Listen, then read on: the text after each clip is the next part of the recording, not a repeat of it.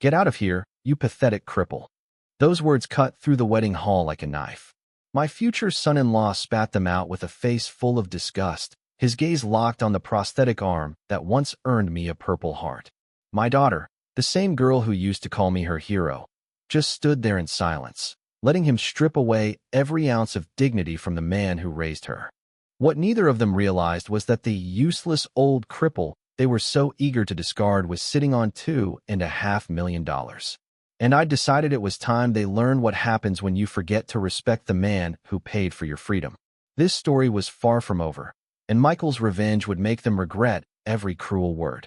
But before I get to that, drop a comment below. Tell me where you're from, and whether you think he should fight back or walk away.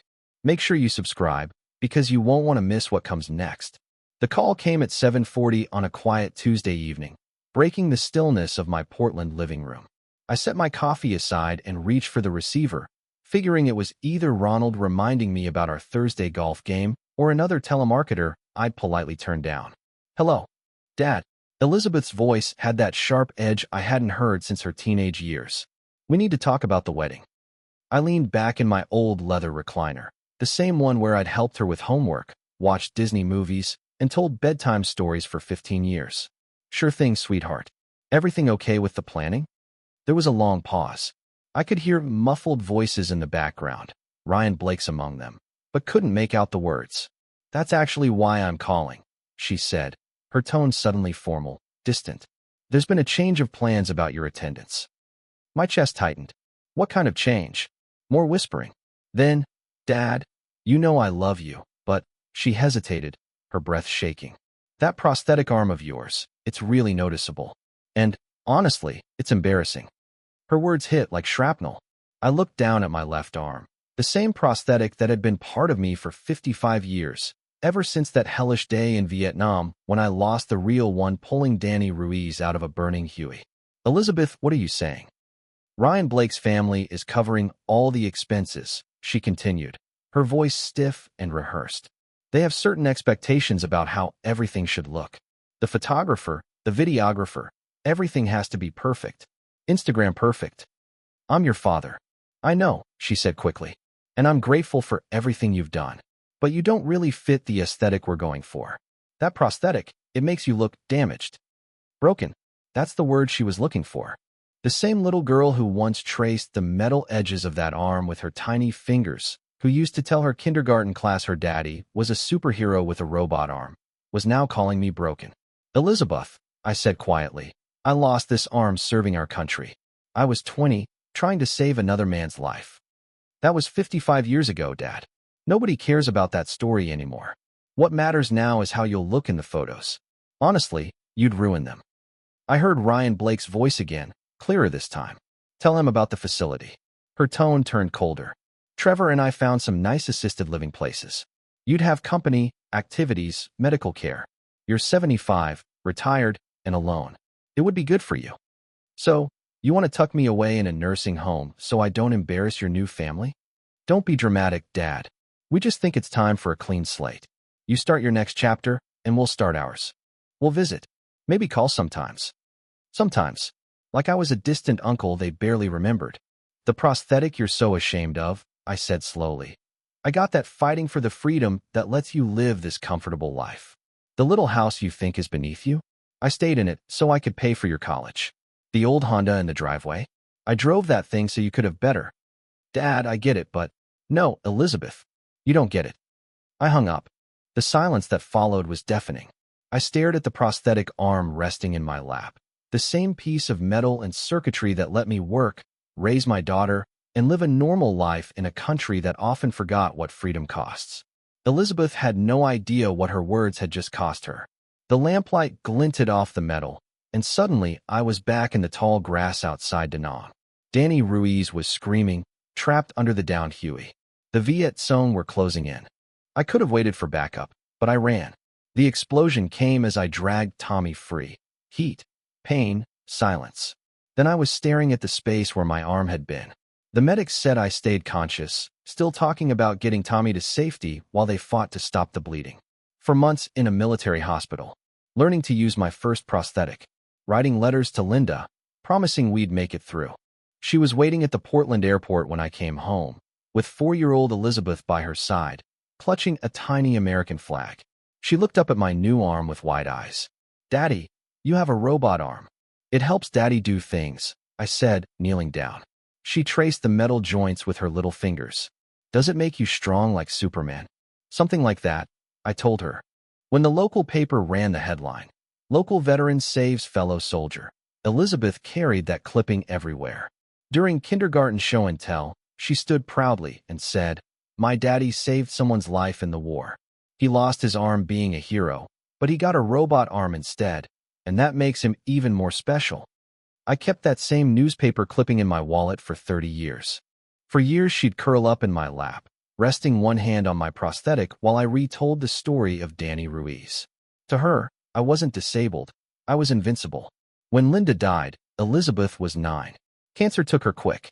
Suddenly, it was just the two of us in that little house on Maple Street. I worked long shifts, came home dead tired, but still made time for homework, bedtime stories, the 1,000 small moments that make a childhood. I never remarried. Elizabeth was my whole world. But somewhere along the line, her pride in me began to fade. The arm that once fascinated her became something she tried not to look at when friends came over. I told myself it was just teenage embarrassment. It would pass. But it didn't. It only got worse. That phone call tonight was the breaking point. The end result of years of quiet shame, of her careful poses and photos, of introductions that left out who I really was. The little girl who once traced my prosthetic with wonder now called it embarrassing. When did my war wound turn into her shame? At what point did the sacrifice that once made me her hero become the flaw that made me her embarrassment? When did her love start coming with conditions? The doorbell snapped through my restless morning like a drill sergeant's whistle. I hadn't slept, just sat up all night replaying Elizabeth's words, nursing black coffee that had gone cold hours ago. Standing on my porch was Walter Briggs Delaney. His face, worn but steady, carried the same quiet strength I'd known for half a century. At 75, he still moved like the Marine he'd once been, upright, sharp-eyed, no nonsense. "You look like hell, Mike," he said, stepping past me without waiting for an invitation. "Good morning to you too, Ronald," I muttered. He took in the mess on my coffee table, old photos scattered like shrapnel from the night before. "Elizabeth called me," he said finally. "Told me she was worried about your mental state after you hung up on her. Thought you might do something drastic." I almost laughed. "She's worried about my mental state?" That's what she said. Ronald sank into Linda's old armchair, giving me that same calm, unflinching look that had gotten confessions out of men far tougher than me. "So, I'm here to check on it." "My mental health's fine," I said flatly. "It's my daughter that's the problem." "Is she?" he asked, leaning forward. "Tell me something. Mike, when's the last time Elizabeth called you just to ask how you're doing?" I opened my mouth, but nothing came out. "When's the last time she called because she missed you? Not because she needed help. Not because she wanted money or advice. Just to talk?" The silence between us stretched wide. "She calls," I said weakly, "when she needs something," he finished for me. His voice softened, not with pity but with honesty. "You know what she told me? She said you were being unreasonable about the wedding, that you couldn't understand her perspective." "Her perspective?" "According to her, you're making the whole thing about yourself instead of supporting her big day." He studied my face, reading every flicker of disbelief. "She made it sound like you were throwing a tantrum because you couldn't stand not being the center of attention." Those words hit harder than I'd expected. "She said that?" "Mike," Ronald said, standing up and pacing toward the window. "She's painting you as the problem, the overbearing father who can't accept that his little girl's grown up." He turned back, his tone hardening. "She's controlling the story, and you're letting her. She's my daughter. She's a 30-year-old woman who's learned that daddy will always pick up the tab and bail her out. No questions asked," Ronald shot back. "At some point, you stopped being her father and became her ATM." I wanted to argue, but the truth was sitting heavy in my chest. "That Ryan Blake character's got her ear," Ronald went on. "But don't kid yourself. She's making her own choices. She could have told him to go to hell when he brought up the nursing home idea. But she didn't. She made the call." "She was torn," I said quietly. I could hear it. "There's a big difference between being torn and doing the right thing," he said. "And she chose him." She chose his family's approval over her father's dignity. I sank deeper into my chair. So what am I supposed to do? Ronald gave a thin smile, the kind I'd seen him wear back in Da Nang, right before he did something that made the other side regret ever crossing him. You're a decorated veteran, Mike. You've got a Purple Heart in that drawer and a Bronze Star you never even brag about. You saved lives, served your country, and raised that girl with nothing but love and sacrifice. He stepped closer, his voice low, the command tone I remembered from our Army days. Maybe it's time she remembered who she's really rejecting. After he left, I climbed the stairs to my home office, a converted bedroom lined with filing cabinets Elizabeth had never once asked about. She always assumed they were filled with old engineering blueprints or tax records from my years at Bennett Engineering Group. She never imagined they held the financial backbone of a quiet empire. I pulled out a worn leather portfolio and opened it for the first time in months. Time to remind myself exactly who Henry Caldwell really was. The first paper inside was a property deed, March 1996. The duplex on Colfax Avenue. I'd bought it with Linda's life insurance after she passed, when Elizabeth was just 11. The neighborhood was dying, everyone said, but I saw promise where others saw decay. 30 years later, that mistake was worth 4 times what I'd paid, bringing in steady rental checks every month. Next came a deed to the commercial building on South Broadway. I'd bought that one in 2005 after the previous owner went under. Folks said the area was finished. 5 years later, coffee shops and breweries moved in. Current value, $900,000. Then came the apartment complex in Lakewood, 24 units, picked up during the 2012 foreclosure crisis. Nobody wanted it, too risky, too rundown. But I saw working families who needed decent homes and an opportunity others were too afraid to touch. Now it was worth over $1 million. Fully occupied, waiting list longer than a football roster. After that came the investment statements. 40 years of steady saving, starting with my very first paycheck after the service. My 401k had weathered every market storm. My IRA, maxed out since 1982. Those little index funds compounded quietly while I drove my old Honda and shopped at discount stores. Every VA disability check I'd received over 55 years went straight into investments. Never spent a dime of it on daily living. Month after month, year after year. While other vets struggled to make ends meet, I turned my injury into something powerful, financial independence. There were company stock certificates from Bennett Engineering Group, too. When the firm went public in '95, I'd invested every bonus and overtime check I earned. Watched those shares split and grow across 3 decades. Bonds, CDs, conservative investments. The boring kind financial advisors always recommend for men my age. Reliable, safe, and quietly building wealth while I lived modestly. I spread everything across my desk like a general reviewing a battle plan. Property values, balance sheets, projected rental income, the whole picture. The story was simple. A man who'd lived modestly not because he had to, but because he was building something greater. Total net worth, $2.5 million. I leaned back, staring at the number that represented 55 years of discipline, sacrifice, and hard-earned foresight. 55 years of driving that Honda while my money worked for me. 55 years of shopping at Walmart while my assets grew. 55 years of letting my daughter believe her father was just scraping by while I quietly secured her future.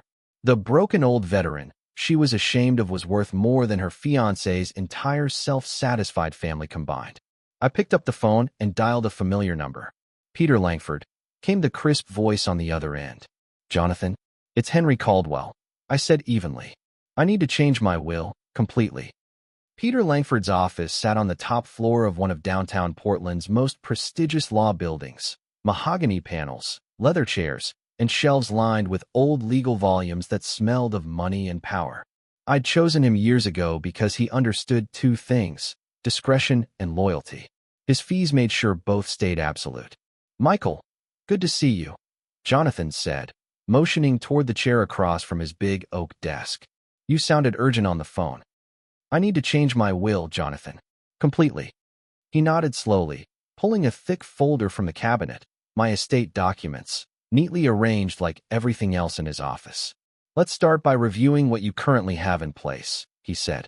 Right now, Your entire estate passes to Anna Caldwell upon your death, with secondary provisions for her children, should she pass before you. That all needs to change, I told him. Every bit of it. Jonathan set his pen down, giving me that calm, assessing look he'd perfected over 4 decades in family law. Michael, he said carefully, this is a considerable estate. Are you absolutely sure about this decision? So I told him everything. About the phone call, about hearing my daughter call me embarrassing, broken, damaged.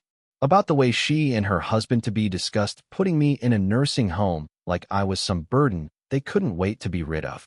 About 29 years of sacrifice, met not with gratitude, but betrayal.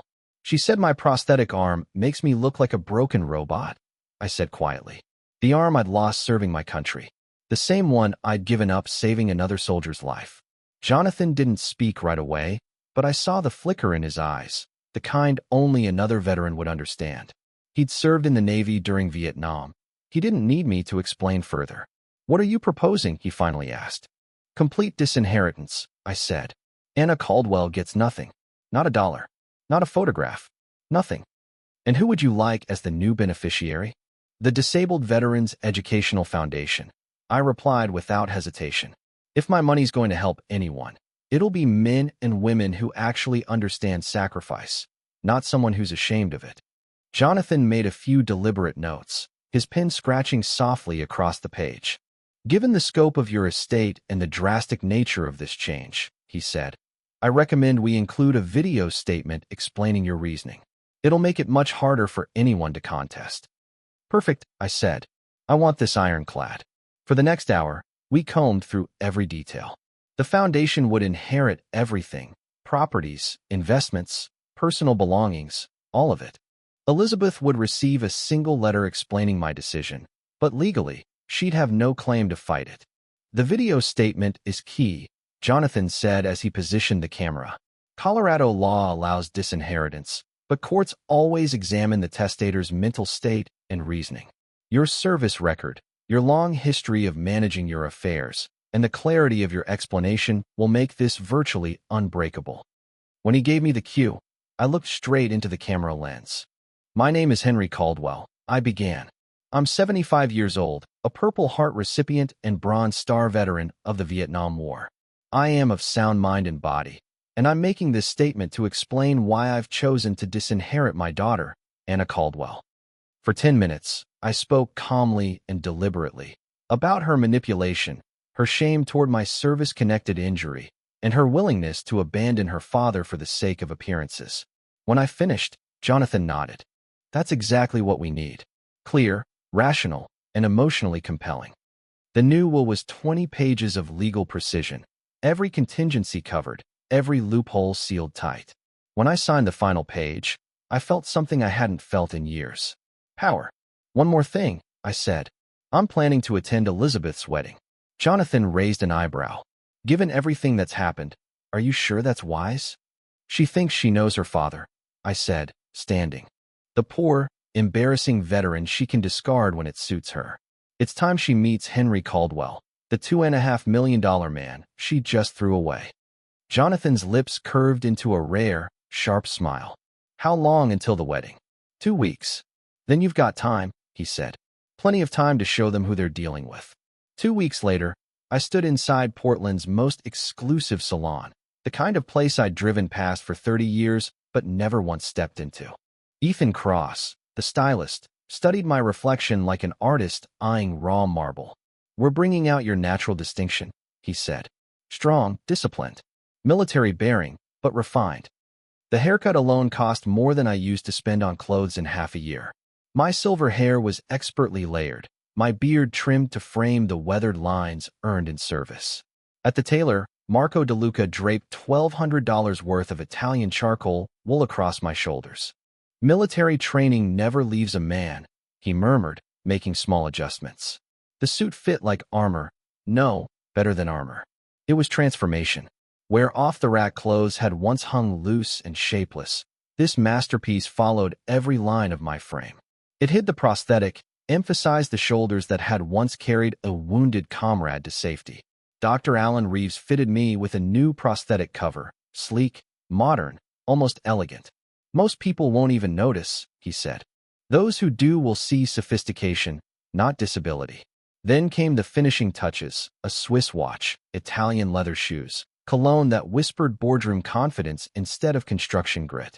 Piece by piece, I built a version of myself my daughter wouldn't even recognize. Finally, I stopped at the BMW dealership. The rental agent handed me the keys to a black 740i that purred like a jungle cat. A gentleman's car, he said with a nod. I caught my reflection in the showroom glass, and for a second, even I didn't recognize the man staring back. Gone was the shabby veteran Elizabeth pitted. This man looked successful, composed, someone you'd want at your wedding, not hide in the back row. The drive to the church took 20 minutes through tree-lined streets lined with Audis, Mercedes, and Teslas. For the first time in my life, I belonged among them. At red lights, I studied my reflection in the mirror. 75?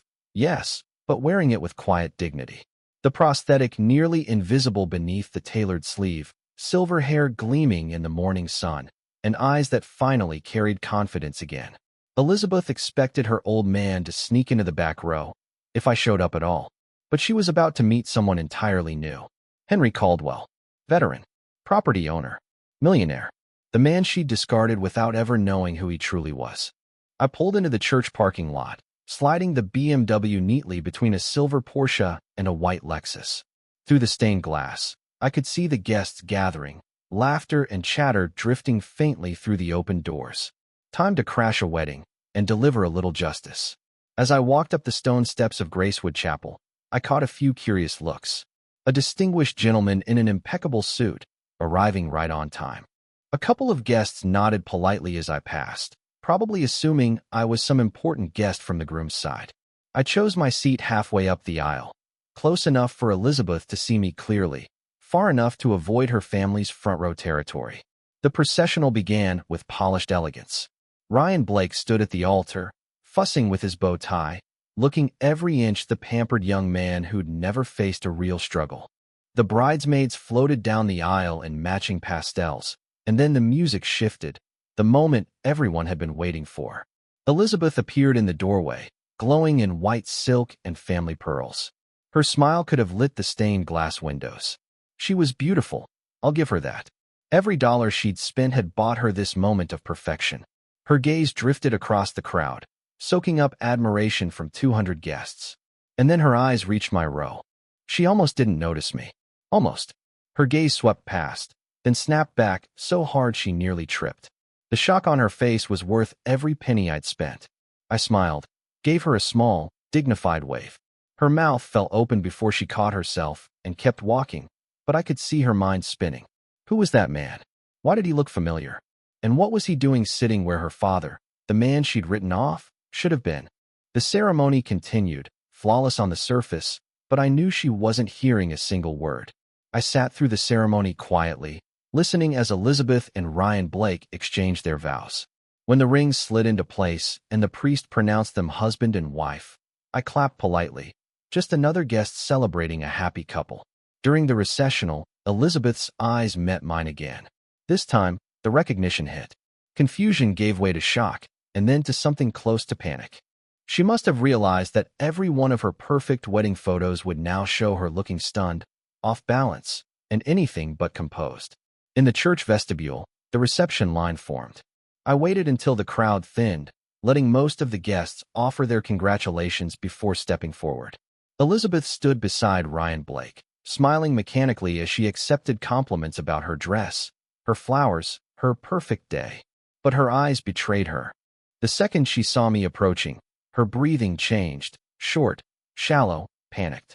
"Congratulations, Elizabeth," I said evenly, my voice calm but unmistakable. Ryan Blake's expression went from puzzled to furious in the space of a heartbeat. "What the hell are you doing here?" he snapped. "We told you not to come. I specifically said we didn't want that old cripple ruining our perfect day."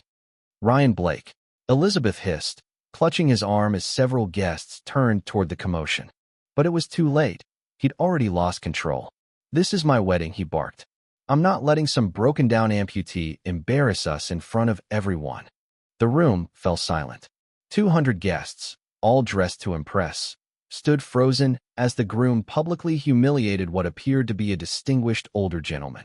Out of the corner of my eye, I noticed a few veterans in the crowd straighten, their expressions darkening. I simply adjusted my cufflinks and smiled. "You must be the young man who's been giving my daughter advice," I said quietly. Ryan Blake's eyes darted over me again, taking in the $1,000 suit, the polished shoes, the quiet confidence that came from self-respect, and, yes, a sizable fortune. I could see it in his face. This wasn't the shabby, pitiful man Elizabeth had described. "Dad," Elizabeth's voice was soft now, uncertain. You look different." "Yes," I said, allowing a small smile. "I suppose I do. Amazing what a good tailor can accomplish." I reached into my jacket and pulled out a cream-colored envelope, her name written across it in elegant script. "This is for you," I said, handing it to her. "My wedding gift." Elizabeth took it as though it might detonate in her hands. "Dad, congratulations on your perfect day, sweetheart," I said. "I hope it's everything you dreamed it would be." Then I turned to Ryan Blake, who stood speechless now, his earlier arrogance draining away as realization settled in. "Take care of her," I said. "She's all I had in this world." I paused, then added, "had." I let that single word hang in the air, knowing he'd be replaying it for a long time. Then I kissed Elizabeth on the cheek, the same cheek she'd probably spent an hour perfecting with makeup, and walked out, leaving behind a room full of stunned guests whispering about the groom who'd just insulted a decorated veteran. By the time Elizabeth opened that envelope, I was already gone. Her hands trembled as she tore it open, tears blurring the elegant calligraphy of her name. Around her, the reception buzzed with uneasy whispers. The man Ryan Blake had humiliated wasn't just any guest. He was the bride's father. She unfolded the letter, and her world shattered with the first line. "My dear Elizabeth, by the time you read this, I will be gone from your life forever. Not dead, just free." The words swam before her eyes as she read on. 25 years ago, I lost my arm serving this country, saving a fellow soldier's life. You used to call me your hero. Today, you called that same sacrifice embarrassing, said I looked like a broken robot. For 55 years, I built a $2.5 million fortune, all meant for your future. I lived modestly, so you could have everything you wanted. I drove an old Honda, so you could go to college. I shopped at discount stores so you could wear designer clothes. I never told you about the money because I wanted you to develop character first. Elizabeth's breath caught. $2.5 million. Instead, I raised an entitled stranger who sees her father as a burden. You said I didn't fit your aesthetic. You were right. I don't belong in a world where appearances matter more than character, where a Purple Heart veteran is called a broken robot by his own daughter. The letter slipped from her shaking fingers, fluttering to the floor. Ryan Blake snatched it up, his face draining of color as he read. $2.5 million, he whispered hoarsely, loud enough for his mother to hear. Margaret Blake, polished and poised as always, appeared at his side. Her perfect smile faltered. "What did you just say?" "Elizabeth's father," Ryan Blake said, his voice cracking. "He's worth $2.5 million.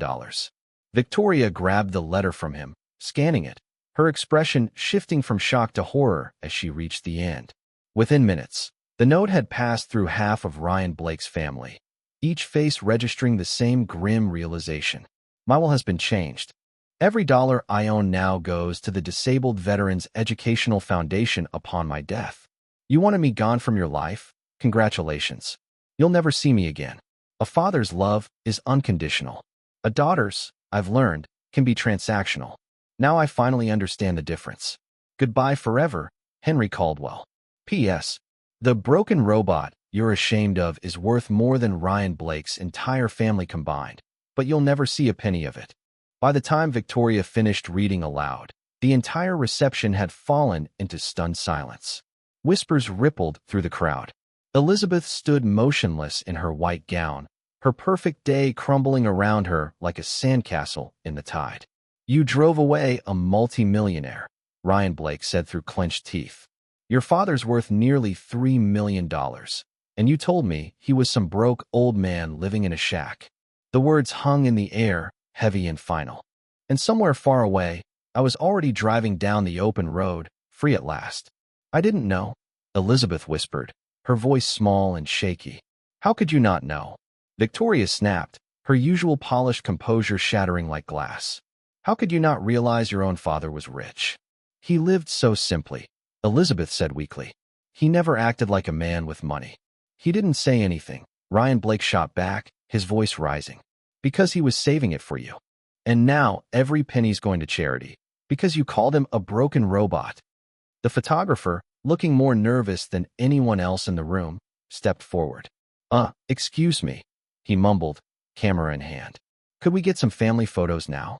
Family photos. Elizabeth repeated, almost laughing. The sound came out high and bitter. What family? In that moment, she realized she'd just destroyed the only real family she'd ever had. Her hands trembled as she pulled out her phone and dialed her father's number. It went straight to a disconnected message.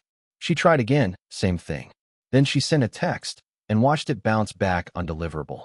Standing there in her perfect white wedding dress, surrounded by the wreckage of everything she'd dreamed of, Elizabeth finally understood.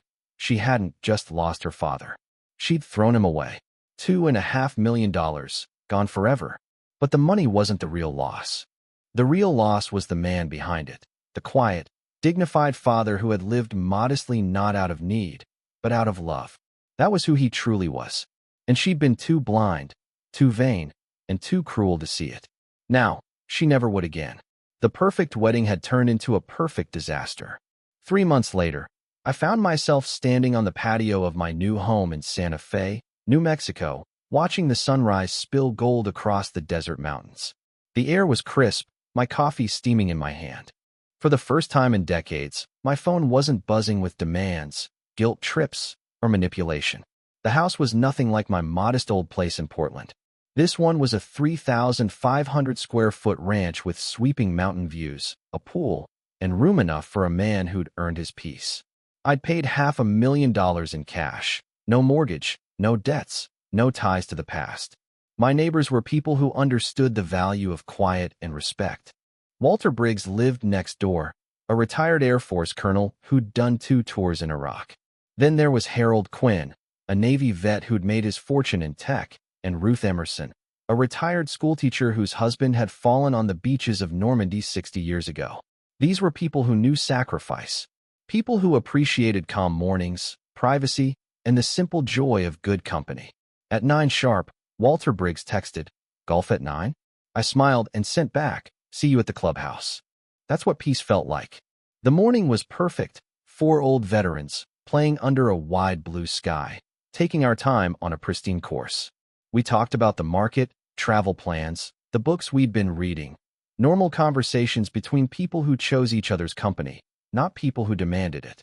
As we wrapped up the 18th hole, Harold Quinn glanced over and grinned. "You seem like a man who's finally figured out retirement." I chuckled. I finally learned the difference between being needed and being valued. After the round, I drove back to my quiet house, the desert wind warm against my face. I thought about Elizabeth, not with anger, not even sadness, just a distant curiosity. Ronald still sent updates every week. The fallout had been fast and brutal. The divorce went through in record time, and Ryan Blake's family, disgusted by his public cruelty and the loss of the inheritance, had turned their backs on them both. Elizabeth was working as a receptionist now, living in a small studio apartment, still checking her phone for messages that would never come. She'd even hired a private